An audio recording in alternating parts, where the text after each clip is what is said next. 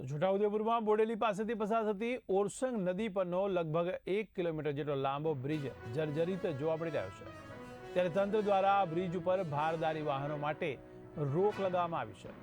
આ જર્જરિત બ્રિજના કાંગરા પણ ખરવા માંડતા હવે બ્રિજનું અને તેના ખખડધજ માર્ગનું સમારકામ જરૂરી બન્યું છે। ત્યારે ઓરસંગ બ્રિજના ઉપર પણ ઠેર ઠેર ખાડા જોવા મળી રહ્યા છે, તો વાહન ચાલકોને અકસ્માતનો ભય સેવાઈ રહ્યો છે। અનેક વાહન ચાલકો અને ખાસ કરીને બાઇક ચાલકો ખાડાને લઈને પડ્યા હોય એવા પણ બનાવો સામે આવે છે। ત્યારે નોંધવું રહ્યું કે 1990માં ઓરસંગ બ્રિજ ભારે પૂરને કારણે તૂટી ગયો હતો। ત્યાર પછી અડધા બ્રિજનું કામ હાથ પર લીધું હતું। ત્યારથી અડધો જૂનો અને અડધો નવો બ્રિજ દેખાતો હતો। જે આપણે અંકલેશ્વર વાળો હાઈવે છે, આ બ્રિજમાં એટલો ખરાબ છે કે આખો પુલ છે, બ્રિજ છે તે આખો જોટા મારે છે।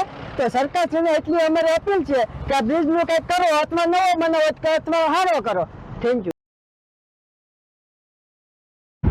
બોડેલી પાસે આવેલ ઓરસંગ નદીનો આ બ્રિજ છે, જે છોટાઉદેપુર જિલ્લાનો સૌથી મોટો બ્રિજ કહી શકાય। 70 વર્ષ જૂનો આ બ્રિજ જર્જરિત છે, એની પેરાફીટ પણ જર્જરિત થઈ ગઈ છે અને રોડ પર મોટા મોટા ખાડા પડી ગયા છે। ખાસ કરીને છોટાઉદેપુર જિલ્લાને અને સ્ટેચ્યુ ઓફ યુનિટીને જોડતો આ બ્રિજ છે। બોડેલીથી statue of unity, Ankleshwar, Bharuch જવા માટે આ 56 નંબરનો હાઈવેનો આ બ્રિજ છે, તેનો ઉપયોગ થતો હોય છે।